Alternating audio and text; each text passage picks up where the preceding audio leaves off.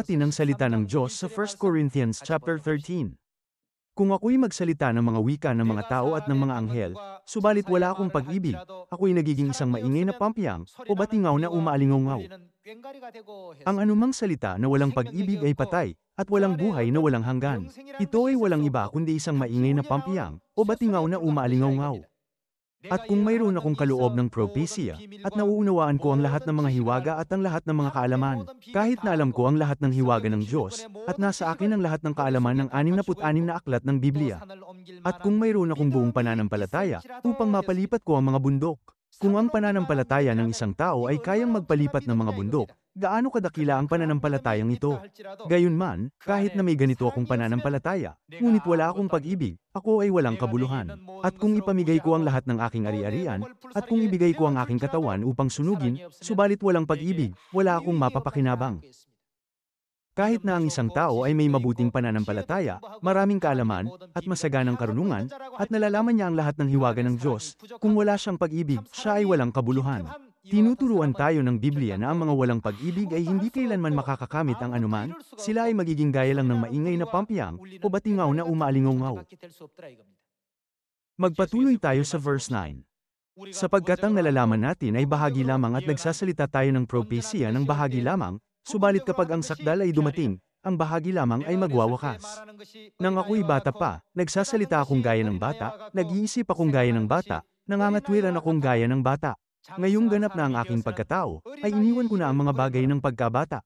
Sapagkat ngayoy malabo nating nakikita sa isang salamin, ngunit pagkatapos nito ay makikita natin ang mukhaan. Ngayoy bahagi lamang ang nalalaman ko, ngunit pagkatapos ay lubos kong mauunawaan kung papaanong ako ay lubos na nakikilala. At ngayon ay nananatili ang tatlong ito, ang pananampalataya, pag-asa, at pag-ibig. Ngunit, ano ang pinakadakila? Ang pinakadakila sa mga ito ay ang pag-ibig. Ito ang mismong daan na tinuro sa atin ni Kristo, nang pumarito siya sa lupa. Pag binabasa natin ang Isaiah chapter 2 verse 2, nasusulat na, upang turuan niya tayo ng kanyang mga daan, at tayo'y lumakad sa kanyang mga landas. Ano ang daan na tinuro ni Kristo nang pumarito siya sa lupa? Masasabi natin na ito ang daan ng pag-ibig. Kahit na ang isang tao ay may mabuting pananampalataya at pag-asa, kung wala siyang pag-ibig, siya ay wala lang kundi isang maingay na pampiyang, o batingaw na umaalingaw. Kung ang isang tao ay may pananampalataya at pag-asa lang pero walang pag-ibig, maaaring hindi magtagal ang kanyang buhay pananampalataya. Hindi ito magtatagal magpakailanman. Kaya pumarito si Kristo sa lupa at tinuro sa atin ang prinsipyo ng pag-ibig. Ibinigay niya sa atin ang mahalagang katuruan na dapat nating isagawa ang daan ng pag-ibig para magkaisa tayo. Matatagpuan natin ito sa John chapter 17. Nang pumarito si Jesus sa lupa, nanalangin siya sa Diyos ng may taimtim na puso, sinasabing, pakiusap, naway sila ay maging isa, na gaya naman natin na iisa. Nag-alay siya ng ganitong taos-pusong panalangin para sa atin.